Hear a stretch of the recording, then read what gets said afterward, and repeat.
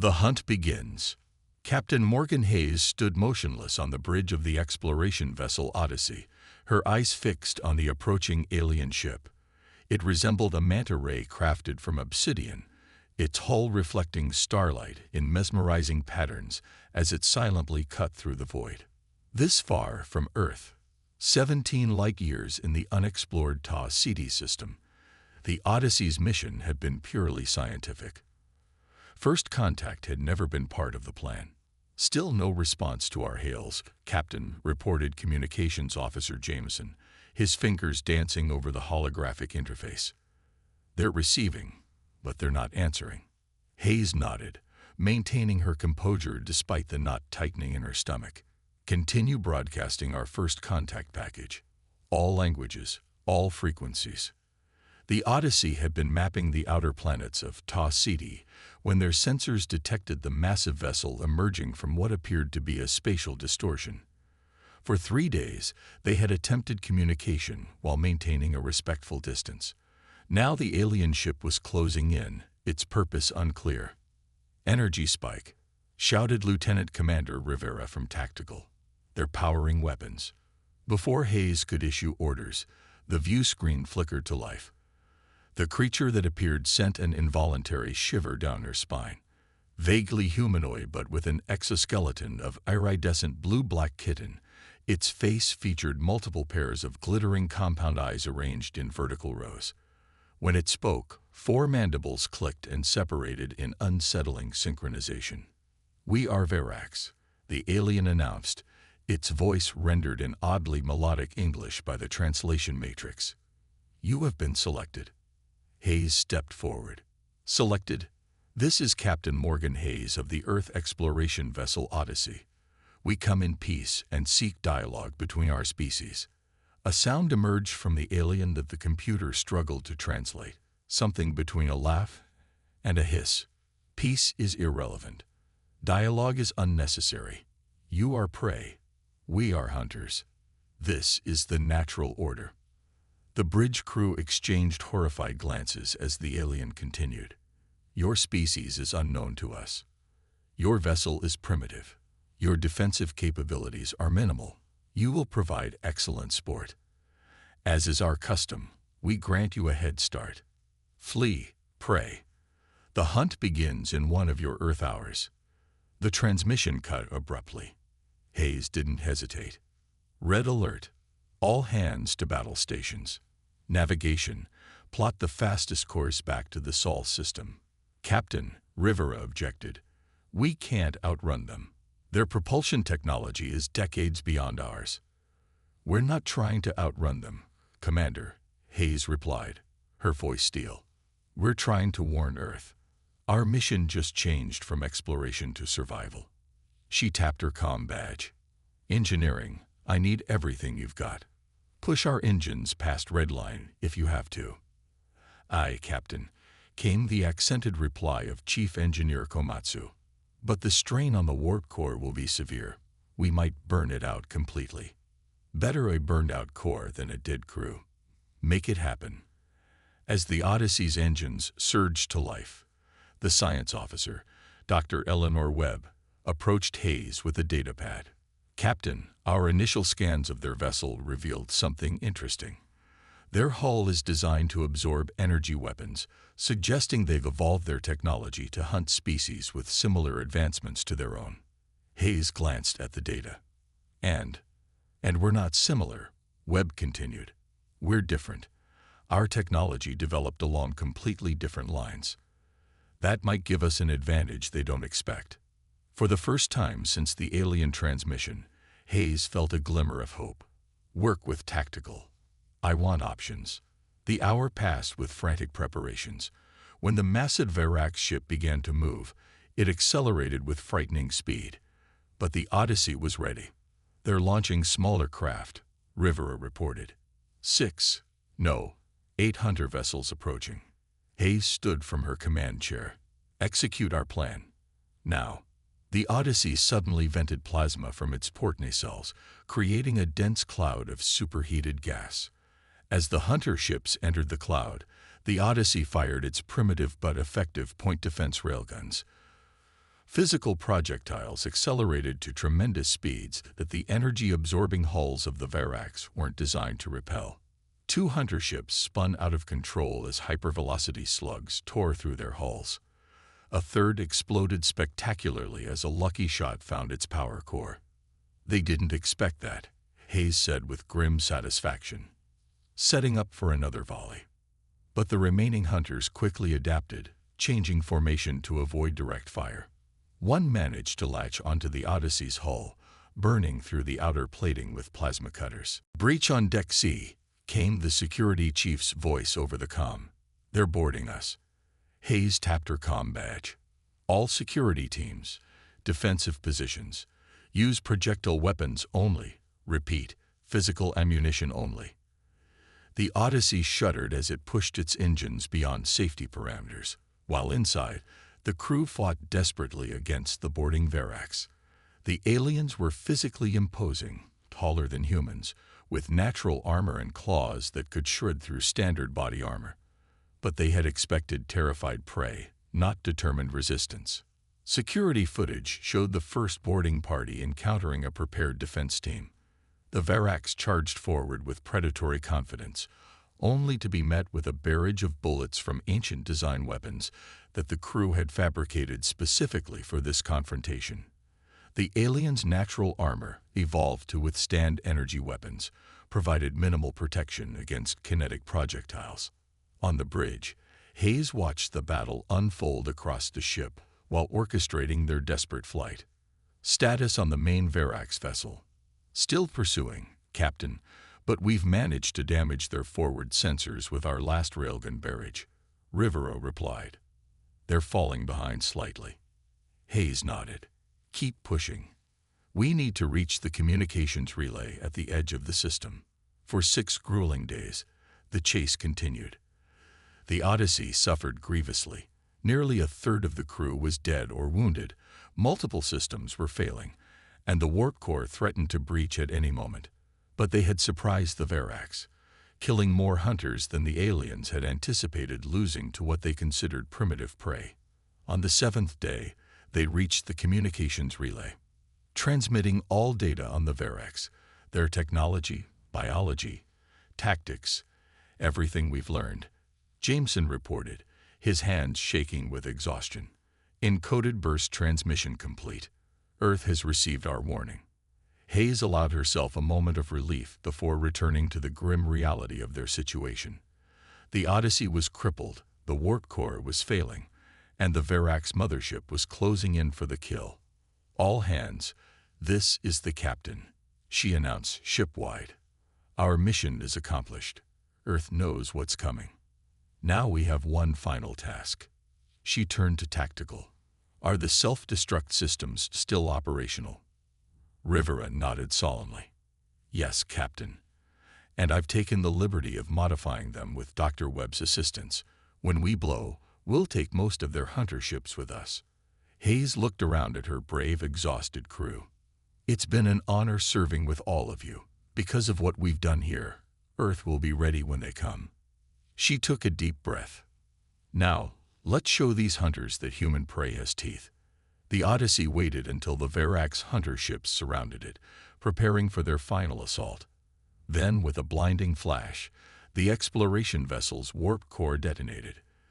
The explosion rippled through space, vaporizing 3 hunter ships instantly and crippling 2 more. The Verax mothership, hanging back to observe the final kill, was battered by the shockwave, but remained intact. In their final moments, the crew of the Odyssey had accomplished something the Verax had never experienced in their long history of hunting other species. They had inflicted serious losses on the hunters. And more importantly, they had sent a warning. Earth would not be caught unaware. On Earth, Admiral Helena Chen reviewed the data transmitted by the Odyssey for the 5th time. The Joint Space Command Center hummed with activity as military personnel from every nation coordinated humanity's response to the coming threat. "How much time do we have?" asked General Williams of the North American Defense Coalition. Admiral Chen's expression was grim. "Based on their observed speed, the Verax will reach our solar system in approximately 6 months." The Odyssey bought us that time with their lives. And our chances. Chen gestured to the holographic display, showing the Verax mothership specifications. On paper, not good. Their technology outclasses ours in most areas. But Captain Hayes and her crew discovered something crucial. The Verax aren't just hunters. They're ritualistic. They follow patterns. They have expectations about how prey should behave. She smiled thinly. And if there's one thing humans excel at, it's defying expectations. We have 6 months to prepare a welcome they'll never forget. As the Earth mobilized for war, the Verax continued their journey toward the Sol system, confident in their superiority as hunters. They had no way of knowing that this time, they had chosen the wrong prey, a species that had evolved not just as prey, but as apex predators themselves, a species that had perfected the art of warfare over millennia of fighting each other, a species that, when threatened, became the most dangerous force in the known galaxy. The hunt was coming to Earth, but the hunters were about to become the hunted, turning the tables. 6 months passed in a blur of feverish preparation. Earth's nations, setting aside their differences in the face of extinction, worked together as never before. Orbital defense platforms were constructed, civilian evacuation protocols established, and military forces reorganized into specialized anti-Verax units. Every scrap of information gleaned from the Odyssey's final transmission was analyzed, weaponized, and distributed to defense forces worldwide. Commander Ava Chen, daughter of Admiral Helena Chen, stood on the bridge of the EDF Retribution, humanity's newest warship. Unlike previous vessels designed for exploration or conventional warfare, the Retribution had been purpose-built to fight the Verax. Final system check complete, reported Lieutenant Commander Jackson from Tactical. All weapons systems green. Kinetic rail platforms charged and ready. Chen nodded, inspecting the holographic display of their defensive formation around Earth. 20 ships like the Retribution formed the outer perimeter, with hundreds of smaller craft positioned strategically throughout the solar system. It wasn't nearly enough against the Verax fleet, but quantity had never been humanity's advantage. "They're coming," announced the sensor officer. Spatial distortion detected at the edge of the Kuiper belt. Multiple signatures, confirming Verax configuration. Chen straightened her uniform. "All ships, battle formation Delta. Remember your training. These aren't invincible gods. They're predators with patterns and weaknesses. Make them pay for every inch." The Verax emerged from the distortion, a fleet of over 50 vessels, led by a mothership twice the size of the one the Odyssey had encountered. Almost immediately, they began broadcasting on all frequencies. "Humans of Earth," came the now familiar clicking voice. "We are Verax. You have been selected as worthy prey. Your resistance at Tau Ceti was unexpected, impressive. It has elevated your status. We will honor your species by hunting you to extinction." Admiral Chen, coordinating from Earth Command, opened a channel in response. "This is Admiral Helena Chen of Earth Defense Forces. We are aware of your intentions. We are also aware that you murdered the crew of the Odyssey, my daughter's godmother among them." Her voice remained steady, controlled. "Before you begin your hunt, you should know something about humans. We have been predators far longer than we've been prey." With that, she cut the transmission and nodded to her staff. "Execute Operation Broken Mirror."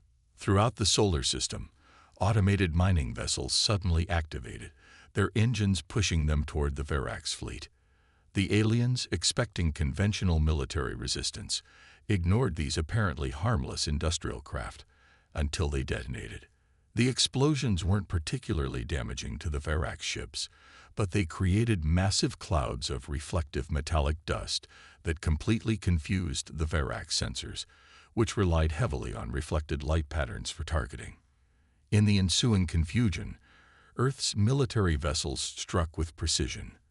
The Retribution led the charge, its railguns firing specialized ammunition designed to penetrate the Verax's energy-absorbing hulls. Direct hits on 3 hunter vessels, Jackson reported with fierce satisfaction. They're having trouble tracking us through the particulate field. Commander Chen nodded. Press the advantage. All ships maintain distance and continue kinetic bombardment. The first engagement ended with humanity scoring a surprising victory. 7 Varax ships disabled or destroyed at the cost of only 3 human vessels. But the aliens quickly adapted, dispersing their fleet to avoid concentrated attacks. What followed was not the quick extermination the Varax had anticipated, but a grueling, system-wide guerrilla war. Human ships would strike from hiding, then disappear into the vast spaces between planets. Earth colonies on Mars and the moons of Jupiter were evacuated and then rigged as traps, luring Varax hunters into killing zones where everything from automated defense systems to simple gravity traps awaited them. 2 months into the conflict, Commander Chen's retribution was hiding in Saturn's rings when they intercepted Varax communications. "We've managed to decode part of their language," reported Dr. Nasser, the ship's xenolinguist. "They're confused. Apparently, we're not behaving like proper prey." "Elaborate," Chen ordered, intrigued. "Their entire society is built around the ritual of the hunt. Prey is supposed to run, hide, and eventually die. We're doing something unprecedented in their experience. We're hunting them back." Chen smiled grimly. "Forward this to command. I want every ship commander to understand exactly what's frustrating them." She turned to her XO and prepare boarding teams. "I think it's time we got a closer look at our hunters." The opportunity came a week later when a damaged Varax hunter ship separated from its companions.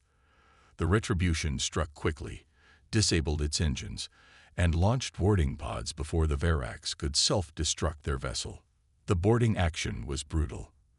The Varax fought with the desperate ferocity of predators cornered, but the human teams had trained specifically for this moment. Wearing powered armor designed to counter Varax strength, and using weapons that exploited weaknesses in their exoskeletons, the humans secured the alien vessel room by room. Chen led the final push to the bridge. A massive Varax, clearly the captain, charged her with mandibles spread wide. She sidestepped, using its momentum against it, and drove a specialized blade into the gap between its thoracic plates. The alien collapsed, ichor spilling from the wound. "Secure the command systems," Shen ordered as her team subdued the remaining crew. "Download everything. And I want prisoners. Alive." The intelligence gathered from the captured vessel proved invaluable. Not only did it provide detailed information on Varax technology, but it also revealed a crucial psychological weakness. The Varax had no concept of surrender. In their thousands of years hunting other species, they had never offered quarter, nor had any prey ever turned the tables on them. Their psychology simply couldn't process being in the inferior position. Admiral Chen immediately leveraged this insight. "We don't need to destroy their entire fleet," she explained to the Earth Defense Council. "We need to shatter their worldview." Over the next month, human forces began selectively targeting Varax command ships, capturing officers when possible. Each capture further destabilized Varax morale. Their formations grew erratic, their tactics increasingly desperate. The conflict came to a head when the Retribution, now leading a battle group of 7 ships, engaged the Varax mothership directly. Using knowledge gained from the captured vessels, they targeted specific weaknesses in the mothership's design. "All ships, focus fire on the primary sensory array," Commander Chen ordered. "Once they're blind, we'll board and capture their high hunter." The battle was the most intense of the war. 3 human ships were destroyed, and the Retribution itself suffered critical damage. But the plan worked. With the mothership's sensors crippled, boarding teams breached its hull and fought their way to the command center. Chen faced the High Hunter, a Varax nearly twice her size, with ornate markings etched into its exoskeleton. "You should not be here," it clicked, mandibles quivering in what humans now recognize as confusion and fear. "Prey does not hunt. This violates the natural order." "Perhaps," Chen replied, raising her weapon, "you should have researched us better before you started this hunt. Humans have been apex predators on our world for thousands of years. We've hunted species to extinction. We've fought wars that devastated our own planet. The only reason we explored space peacefully was because we learned from our mistakes. She stepped closer. You awakened something in us that we've been trying to control, our predatory nature. And now you're going to surrender, or I'll show you exactly why humans were never meant to be prey. The Verax stared at her for a long moment, compound eyes reflecting her determined expression. Then, in a gesture unprecedented in their history, it lowered its weapons. What is surrender? It asked. 3 days later, representatives from Earth met with the remaining Verax commanders aboard a neutral station established in Jupiter's orbit. The terms were non-negotiable. The Verax would leave the Sol system and never return. They would cease hunting sentient species throughout the galaxy, and they would spread the word to other predatory civilizations. Humans were off limits. As the Verax fleet departed, Admiral Chen stood beside her daughter on the observation deck of Earth Command. Do you think they'll honor the agreement? Commander Chen asked. The Admiral watched the last Verax ship disappear into a spatial distortion. I think they will. We didn't just defeat them. We fundamentally changed their understanding of the universe. They've hunted for millennia, and in a few short months, we taught them what it means to be hunted. She turned to her daughter with a proud smile. And if they ever forget that lesson, we'll remind them. Commander Chen finished. In the years that followed, humanity expanded throughout the galaxy with a new reputation. The species that had defeated the dreaded Verax became known not as easy prey, but as the most dangerous predators of all. Predators with compassion, who chose peace but excelled at war. Other civilizations sought alliances rather than conflict, and even the most aggressive species thought twice before threatening human interests. The Verax, meanwhile, underwent a cultural transformation. The ritualistic hunting of sentient beings was abandoned, replaced by a philosophy that incorporated what they had learned from humans. That true strength came not from dominating weaker species, but from adapting and evolving beyond one's nature. Far from Earth, on a newly established colony world, a memorial stood to the crew of the Odyssey. Captain Morgan Hayes and her brave crew had died warning Earth, never knowing if their sacrifice would matter. But they had given humanity the one thing needed to survive: time to prepare. And in doing so, they had changed the course of galactic history. The hunters had chosen humans as their prey. It was the last mistake they would ever make.